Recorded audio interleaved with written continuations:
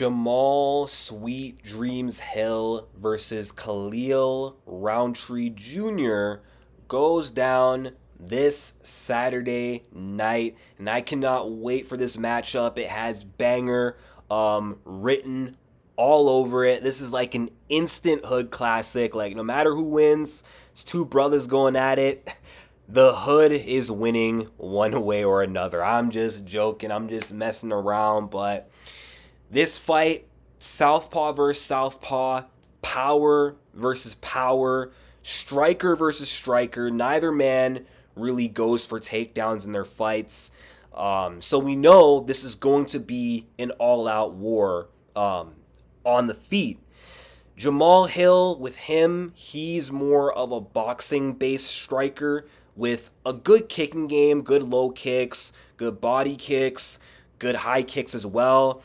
His body shots are pretty decent as well. Landed some good body shots against Yuri Prohaska in that last fight that hurt him. Whereas Rountree is more of a Muay Thai kickboxing kind of striker.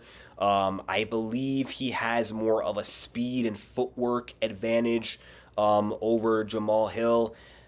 I also think that he has a durability advantage too, as shown in both their fights against Pereira. When Khalil fought Pereira, he lasted 4 rounds.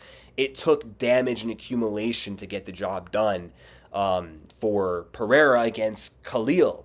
Whereas against Jamal, took 1 left hook, 1 round, and that's all she wrote. Now, I don't want to measure this matchup on who did better against Pereira or who lost to who or who beat who. I don't want to use MMA math because MMA is more complicated and nuanced than that. It's not that simple. I can't use that oversimplified logic. And plus, just because Khalil did good against Alex Pereira doesn't really mean that he's that guy necessarily. I'm not trying to say he's not that guy, but I'm trying to say, like, we got to kind of slow our rolls. We got to see how he looks against another top opponent after Pereira. Because sometimes fighters, they will get this one big opportunity against a high-level opponent and they'll overperform.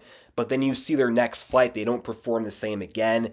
And Rountree took a crap ton of damage against Pereira. Let's not forget that.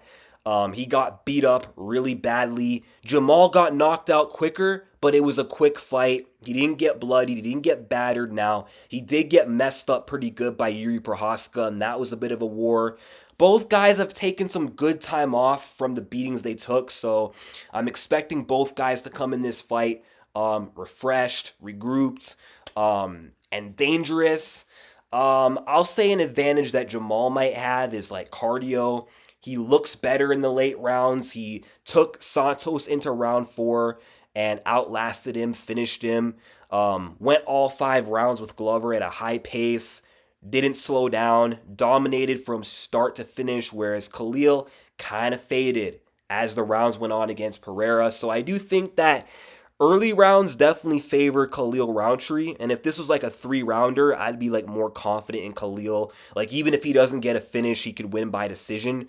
And he did amazing in those early rounds against Pereira, which it does say a lot just about how dangerous Rountree is. Just early on, I feel like it does kind of take weathering that early storm and then breaking him down as the fight goes on. I feel like that's how Jamal Hill is going to win if he wins that fight. And he does have time. He's got a full 25 minutes to work with, but it's just the early portions of this fight that I'm a little bit worried about.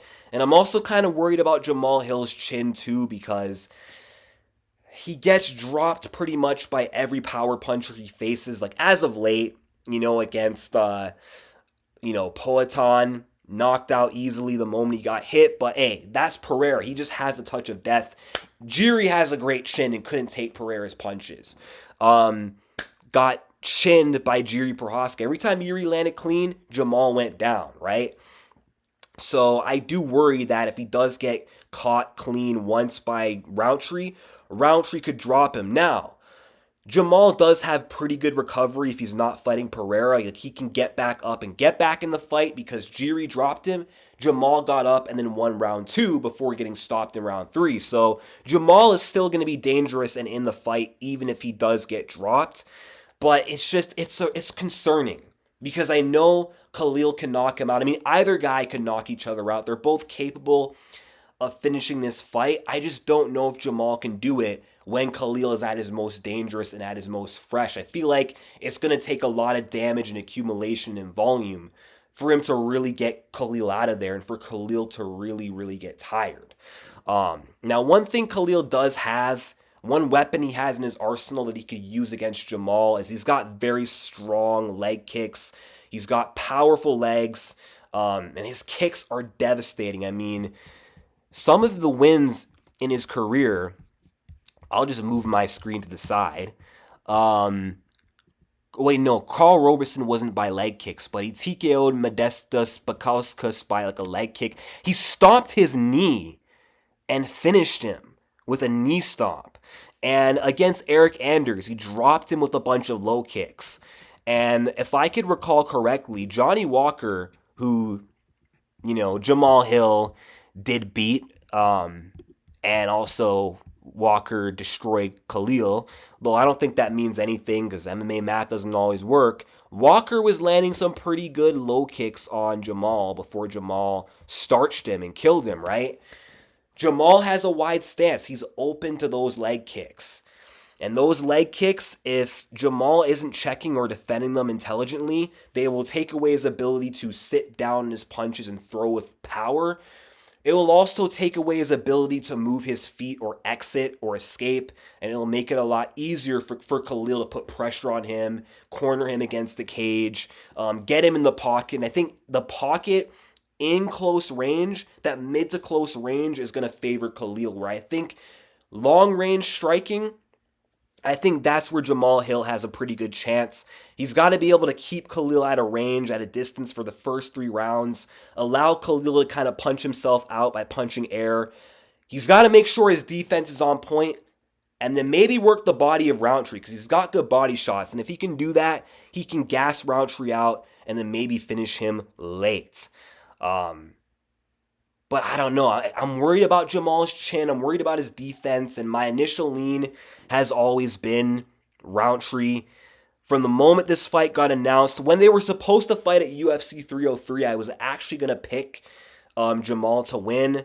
But then after seeing Jamahal come back and get finished by Jiri, and I might be actually contradicting myself. I said I don't want to, use Khalil's performance against Pereira as a benchmark, but I'm just gonna do it. I'm sorry. I know I'm being inconsistent, but when I saw how good Khalil looked in that last fight, man, it's like, damn, that made me kind of rethink,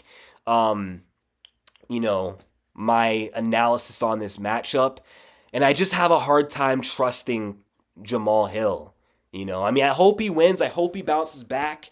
It would suck to have him go from winning the vacant title against Glover to then losing it via injury, then getting knocked out 2 fights in a row and potentially 3. But I think I'm going to stick with my initial lean here in Khalil Rountree because I do not have good luck whenever I do switch my predictions. So I'm going to say Khalil wins. And I'm going to say that he gets it done early. I'm going to say he knocks out Jamahal Hill in round 2 or round 3.